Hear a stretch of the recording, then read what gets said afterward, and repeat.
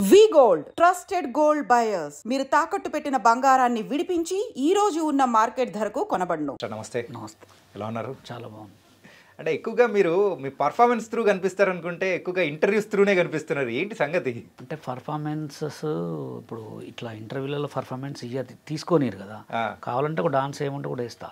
అట్లా కాదు మాస్టర్, ఏంటంటే మీ వర్క్ త్రూ కానీ వర్క్ కనిపిస్తారు అనుకుంటే ఎక్కువగా ఇంటర్వ్యూస్ త్రూనే మీరు ట్రెండింగ్ అవుతున్నారేంటి? అంటే వర్క్ త్రూ మీన్స్ ఇక నేను యాక్చువల్గా నేను హైదరాబాద్కి వచ్చింది ఒక కొరియోగ్రాఫర్గా కావాలి, నేను ఒక డాన్సర్ కావాలి. అంటే నా దగ్గర ఉన్న మంచితనంతో నన్ను ఆపేసేశారు. అంటే మంచితనం అంటే నేను చేసిన తప్పేందంటే తెలుగు సినిమా డాన్సర్స్ యూనియన్లో కొంతమందిని గెస్ట్కి తీసుకెళ్ళాను. నేను ఈవెంట్ పెట్టినప్పుడు ఎక్కడ ఖమ్మంలో 2003లో పెట్టినప్పుడు తీసుకెళ్ళినప్పుడు ఏంటంటే అది చాలా పెద్ద హిట్ అప్పట్లోనే. ఇంతమంది జనాన్ని చూసి ఏం చేశారంటే ఈ డాన్సర్స్ యూనియన్ వాళ్ళు ఇక వీడికి కార్డు ఇవ్వద్దు అని చెప్పి దాని మీద ఒక ముద్ర వేసేసారు. అంటే మనకి ఇస్తే కార్డు ఇస్తే ఇప్పుడే ఇంత ప్రేయర్ ఉంది, కార్డు తీసుకుంటే వీడికున్న తెలివితేటలకి ఇంకా చాలా పెద్ద కొరియోగ్రాఫర్ అవుతారని చెప్పి ఇక వర్కింగ్ స్టిల్స్ అంటే మనం సాంగులు చేస్తేనే కదా. ఇప్పుడు ట్రెండింగ్ కావాలంటే డాన్స్ సినిమా సాంగులు చేస్తే మానిటర్ పట్టుకొని చేస్తే ఆ చిన్న చిన్న మధ్యలో సాంగులు షేట్లు వేస్తుంటే దాన్ని బట్టి మనం లేసేవాళ్ళం. ఇప్పుడు ఏంది మనకి ఎక్కడ లేదు పేరు, సాంగ్లు ఎట్లాగ చేయలేకపోతున్నాం. ఇప్పుడు సోషల్ మీడియా బాగుంది, సోషల్ మీడియాలో మనం ఏం చేయాలి, మనకు జరిగింది నిజాలు మాట్లాడుకుంటే దేవుడు ఆల్రెడీ ఎక్కడైనా ట్రెండింగ్ చేస్తాడు. బషీర్ మాస్టర్ అనే బిరుదు అయితే పడిపోయింది కాబట్టి ఇక ఏదో మనకు వచ్చింది చేసుకుంటూ వెళ్తాం.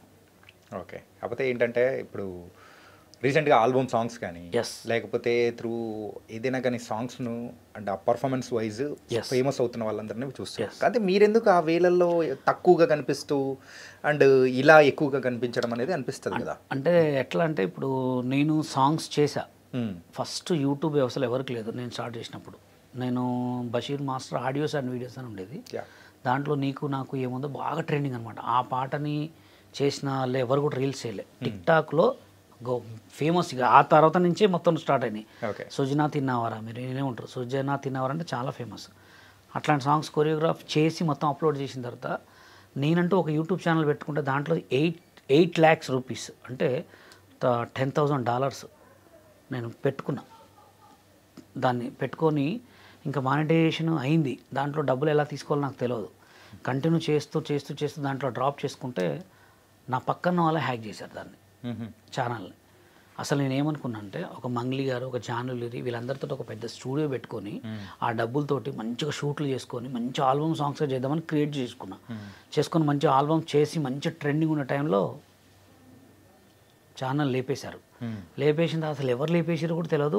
చూస్తే మొత్తం హ్యాక్ అయిపోయింది. TikTok ID through YouTube channel లేపేశారు.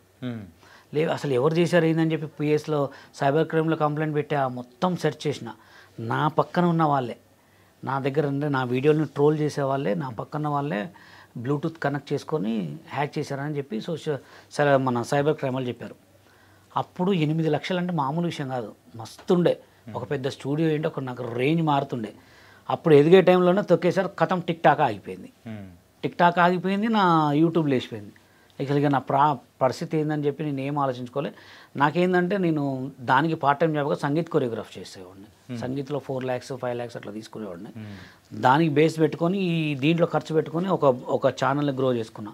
ఇక సాంగ్స్ చేయాలంటే అప్పుడు ఎమ్మటే కరోనా, సాంగ్స్ లేవు, సాంగ్స్ చేయలే.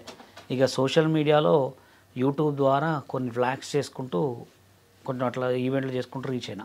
ఎందుకంటే సాంగ్స్ చేసే టైంకే మొత్తం పడిపోయాయి. తర్వాత కరోనా. ఇప్పుడు సాంగ్స్ చేద్దామంటే ఒక సాంగ్ చేస్తే 1 lakh ఖర్చు పెట్టాలి. అప్పుడు నీ సాంగ్ చేసేటప్పుడు 20,000, ఒక సాంగ్ 5,000 మ్యూజిక్, నేను ఓన్గా కొరియోగ్రాఫ్ చేసుకునేవాడిని. కెమెరాస్ మొత్తం మన ఫ్రెండ్సే ఉండేవాళ్ళు. ఇప్పుడు ఒక సాంగ్ చేయాలంటే 1 lakh పెట్టి చేసినా ఆ సాంగ్ హిట్ అయిద్దా కాదో తెలియదు. అందుకోసమే ఇప్పుడు కొంచెం ఆఫ్ చేసా. ఇప్పుడు ఈ మంత్లో 4 songs ఉన్నాయి, super blockbuster hit songs. 4 songs కూడా నేనే రాసా, నా ఓన్ సాంగ్సే. ఒక పాట ఉంటుంది, మీకు మీ ముందు రిలీజ్ చేస్తా. నల్లగొండ మీద రాసా. నా ఊరి పేరు నల్లగొండ, నా గుండెలోన ఉన్నోడు సల్లగుండ, వాడి మనసు చూస్తే వామ్ము ఎండికొండ, వాడిని వదలకుండా చూసుకుంటా కంటి నిండా. ఇది ఓన్లీ పల్లవి. ఈ సాంగ్ ఆల్రెడీ మ్యూజిక్ అయిపోయింది.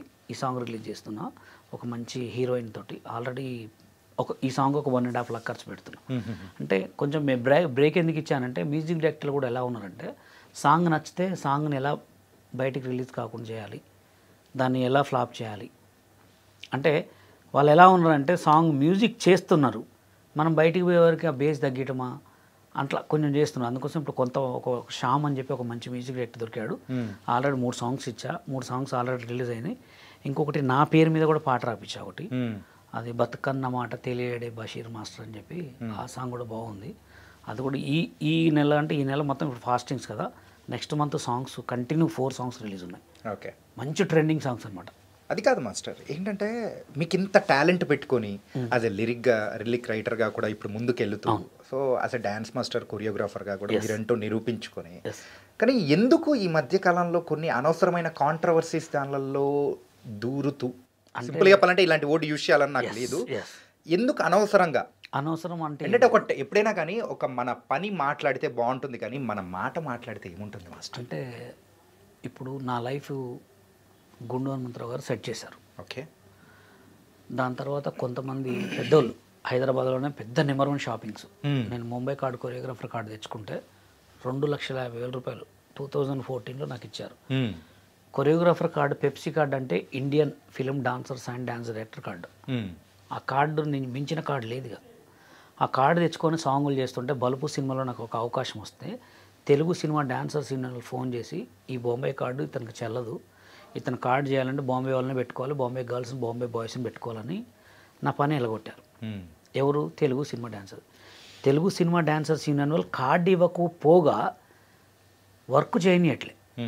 తర్వాత 2014లో Telangana cinema dancers and dance directors యూనియన్కి నేను జనరల్ సెక్రటరీ. అది పెట్టింది వన్ ఆఫ్ ద మీరేగా? పెట్టింది నేనే. పెట్టిన తర్వాత నా లెక్క ఎవరైతే లైఫ్లు ఖరాబ్ అయినాయో వాళ్ళందరినీ తీసుకొని అందరికి ఫ్రీ కార్డులు ఇచ్చిన. తర్వాత అందరికీ నిజంగా 1000 మంది ఇప్పుడు ఉన్నారు. తర్వాత ఇప్పుడు కార్డులు ఇచ్చిన తర్వాత ఫోన్ చేసి, తెలంగాణ యూనియన్ జల్లదు సార్, తెలంగాణ వాళ్ళకి ఎందుకు కార్డులు ఇస్తారు సార్, వాళ్ళకి సాంగ్లు ఎందుకు ఇస్తారు సార్ అంటే, ఇక మేము చేసుకోవద్దు సాంగ్స్. రీసెంట్గా నా దగ్గర ఉన్న ఒక పిల్లగాడు రాజు అని ఒక ఆల్బమ్ షూట్ చేస్తుంటే ఇక్కడ ఇటు మణికొండలో, అక్కడికి వెళ్ళి Telugu cinema dancers union cashier వీళ్ళు ఆ డాన్సర్ గర్ల్స్ని పోయి, ఇది ఆల్బమ్ సాంగా, ఇది సినిమా సాంగా, ఆ ప్రొడ్యూసర్ ముందు అడిగితే నెక్స్ట్ ఇంక వేరే వాళ్ళకి సాంగ్స్ ఇస్తారా అంటే ఇలా అనమాట. మొత్తం ఎక్కడికి పోయినా తొక్కటం. అంటే ఎక్కడికి పోయినా కానీ బషీర్ మాస్టర్ అంటే తొక్కాలి, బషీర్ మాస్టర్ అంటే తొక్కాలి అనేనా? అంతే. ఎందుకు అంటే మీరు ఎందుకు అంతగా అంటే వాళ్ళ మీద పగ పెంచుకునేలాగా ఎట్లా ఎందుకు చేస్తున్నారో నాకు అర్థం కావట్లేదు. ఎందుకంటే ఇంకోటి ఏంటండి, 2014లో జానీ మాస్టర్ని అరెస్ట్ చేయించాం మేమే. ఎందుకు అరెస్ట్ చేయించామంటే, మాకు TV9లో ఒక సాంగ్ ఇచ్చారు. సాంగ్ ఇస్తే మీ సాంగ్ చేస్తుంటే 20 మంది వచ్చి మమ్మల్ని ఆపి కెమెరాలు అవన్నీ నెట్టేశారు. ఆల్రెడీ స్టిల్ ఇప్పుడు నడుస్తుంది కూడా. ఆ కేసు మీద తెలుగు యూనియన్ వాళ్ళు 5 కోట్లు ఖర్చు పెట్టారు ఇప్పటికీ. అంటే ఆ కేసుని తప్పించుకోవాలని పోట్లే. మాలాగా ఎవరెవరైతే బాధపడ్డ వాళ్ళు అందరం కలిసి కేసు పెడితే లాస్ట్ జడ్జి మీద నేనే మాట్లాడాను. మొత్తం సిచ్యువేషన్ మొత్తం చెప్తే వాళ్ళు విని 6 మంత్స్ జైలు శిక్ష చేశారు. ఇప్పటికి స్టిల్ అదే నడుస్తుంది. అంటే వాళ్ళ మీద మాకు ఎందుకంటే, మాలాంటి వాళ్ళ లైఫ్ ఎందుకు ఖరాబ్ చేయాలి? సరే ఇప్పుడు నా లైఫే కాదు, స్టిల్ ఆటోలో ఉన్న వాళ్ళు కానీ డీలో ఉన్న వాళ్ళని ఎవరైనా సినిమాలు చేస్తున్నారా? దాని గురించి మాట్లాడుకుందాం ఫస్ట్, ఇది కంప్లీట్ చేసేసి. అదే అంటే ఇది కంటిన్యూగా ఇక మా లైఫ్ ఇక ఎక్కడికి పోయినా ఇదే, సినిమా ఇండస్ట్రీ అంటేనే ఇది అయిపోతుంది. సరే అక్కడ దాకా ఎందుకు? అంటే ఇప్పుడు ఫర్ ఎగ్జాంపుల్ మొన్న జానీ మాస్టర్ అరెస్ట్ అయినందుకు సో అప్పుడు మీరు హ్యాపీగా ఫీల్ అయ్యారా? లేదు, నేను చాలా చెప్పాను కదా, Jani master is good person. అది అనుకోకుండా అందరికైతే. ఇప్పుడు ఒక అసిస్టెంట్ అనేవాడు, అసిస్టెంట్ అనే లేడీ, మాస్టర్ ఎంతసేపు ఉంటాడు వాళ్ళ ఫ్యామిలీతోటి? మా అంటే 1 డే ఉంటాడు, 2 డేస్ ఉంటాడు. ఒక 24 hours అసిస్టెంట్ తోటే ఉంటాడు. ఎందుకంటే సాంగ్స్ కొరియోగ్రాఫ్ ఉన్నాయి కాబట్టి వాళ్ళతో ఎక్కువ డీలింగ్ ఉంటుంది. ఒక్క సాంగ్కి ఒకే అసిస్టెంట్ ఉంటే ఇవన్నీ ప్రాబ్లమ్స్ రావు. సాంగ్కి అసిస్టెంట్ మార్చుకోవచ్చు, ఎందుకంటే పెద్ద సినిమా ఇండస్ట్రీ కదా ఇది. కంటిన్యూ ఒకటే అమ్మాయితో ఉంటే లవ్ అఫేర్స్ ఉంటాయి, ఇంకా చాలా ఉంటాయి. మాస్టర్ అయితే గుడ్ పర్సన్. అది జరిగిందా జరగలేదా వాళ్ళిద్దరికే తెలియాలి, మనకు తెలియదు. అనవసరంగా ఎవరి మీద కూడా నిబంధనలు వేయద్దు అని చెప్పి నేను ఎక్కడ చాలాసార్లు చెప్పా. ఎందుకంటే ఆయన ఏదో అరెస్ట్ అయిన మనకు సంతోషం కాదు, రేపొద్దున నాకు కావచ్చు, రేపొద్దున ఇంకొకరికి కావచ్చు. మరి అలాంటి టైంలో అందరూ కలిసికట్టుగా ఉండాల్సింది పోయి అక్కడ మాత్రం ఎవరి పాటికి వాళ్ళు స్టాండ్ తీసుకొని, సో వాళ్ళు నాకు అప్పుడు అలా చేశారు అందుకోసం నేను ఎందుకు సపోర్ట్ చేయాలని కొంతమంది, సో ఇలా చేయడం వెనకల దీని గురించి మీరేమంటారు? నేనేమంటా అంటే, ఇప్పుడు ఇంకోటి ఏంటంటే, జానీ మాస్టరు చాలా మంచోడు, ఆయన చాలా కష్టపడి వచ్చాడు కొరియోగ్రాఫర్గా. నేను అపోలో హాస్పిటల్ కూడా మీ ఇద్దరం కూర్చొని మాట్లాడుకునేవాళ్ళం. ఆయన ఒక సిచ్యువేషన్లో రేంజ్లో ఉన్నాడు కాబట్టి వాళ్ళ యూనియన్ వాళ్ళకి సపోర్ట్ చేయట్లే. తెలుగు డాన్సర్స్ యూనియన్ వల్లే తెలుగు డాన్సర్ కొరియోగ్రాఫర్కి సపోర్ట్ చేయట్లే. ఎంత పెద్ద గొడవలైనాయి, చాలా పెద్ద గొడవలైనాయి. కానీ అలా మాట్లాడడం తప్పు. ఎందుకు మాట్లాడడం తప్పు అంటే ఇప్పుడు ఏదున్నా ఫ్రాంక్గా మాట్లాడాలి. ఇప్పుడు సిచ్యువేషన్ ఎలా అంటే కొరియోగ్రాఫర్గా నువ్వు కొరియోగ్రాఫర్గా చెప్పు, ఆయన పర్సనల్గా ఆయన బ్యాడా గీడా నీకు తెలియదు. ఎందుకంటే తెలియదు అంటే అది వాళ్ళ భార్యకి లేకపోతే అతని పక్క 24 గంటలు తిరిగే వాళ్ళకి తెలుస్తుంది తప్ప. ఇప్పుడు నన్ను అడిగారు చాలామంది, జానీ మాస్టర్ అమ్మాయితో ఎఫ్ఐఆర్ ఉందంటే నాకు తెలియదు అని చెప్పాను డైరెక్ట్. ఇప్పుడు మనం దాని గురించి పెద్దగా మాట్లాడాల్సిన అవసరం లేదు. Okay okay